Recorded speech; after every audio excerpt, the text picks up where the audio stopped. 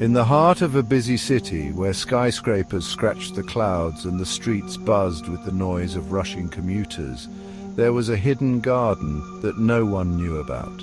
It wasn't on any map, and only a few had ever stumbled upon it by accident. This secret garden, tucked away behind an old weathered gate, was known only to those who truly believed in magic, or perhaps those who had lost their way.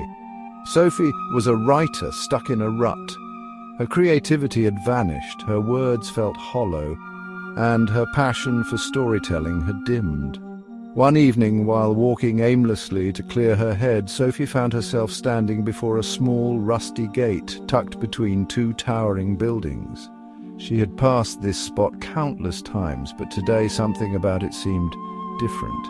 Intrigued, she pushed the gate open and stepped inside. What greeted her was a breathtaking sight. The garden was like nothing she had ever seen, a beautiful, secluded oasis in the middle of the chaotic city.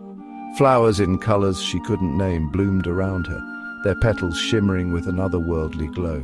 The air was thick with the scent of jasmine and lavender, and the sound of rustling leaves seemed to whisper secrets. She wandered deeper into the garden, each step she took making her feel lighter, as if the weight of the world was lifting off her shoulders. The further she ventured, the more the world outside seemed to fade away. In the center of the garden there was a small stone bench, and on it sat an elderly woman with silver hair reading a book. The woman looked up and smiled warmly. "Welcome, dear. You found it.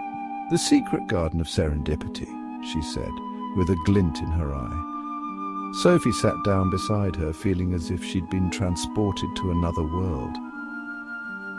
"I didn't know this place existed," she replied softly.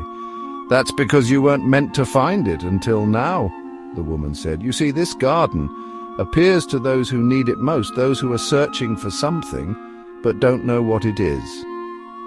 Sophie raised an eyebrow, curious. "And what is it that I'm searching for?" The woman closed her book and looked at her intently. "You're searching for your spark, your creativity. It's here in this garden that you'll find what you've lost." Sophie's eyes widened. She had spent months trying to reignite her passion for writing, but no matter how hard she tried, the words wouldn't come. She felt like she was drowning in her own frustration. "But I've tried everything. Nothing works." The elderly woman smiled gently. "You've been so focused on finding the right words that you've forgotten to listen to the silence between them. Creativity is not something you force, it's something you feel, something that flows when you let go."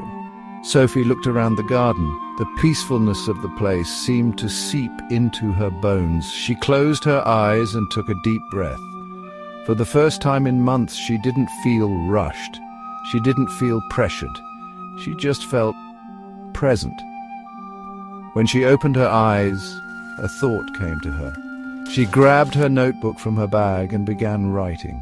The words flowed from her pen as if they had always been there, waiting for the right moment to appear. Each sentence was clearer than the last, and the more she wrote, the more alive she felt. Time passed unnoticed. When Sophie finally stopped writing, the sun was beginning to set, casting a golden glow over the garden. The woman was gone, but in her place was a small handwritten note on the bench. It simply read, "Creativity lives in the quiet moments. Don't forget to listen." Sophie smiled, her heart lighter than it had been in months.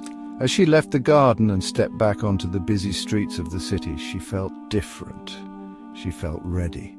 The spark was back, and this time she wouldn't lose it again. From that day on, Sophie made it a habit to visit the secret garden whenever she felt blocked or lost.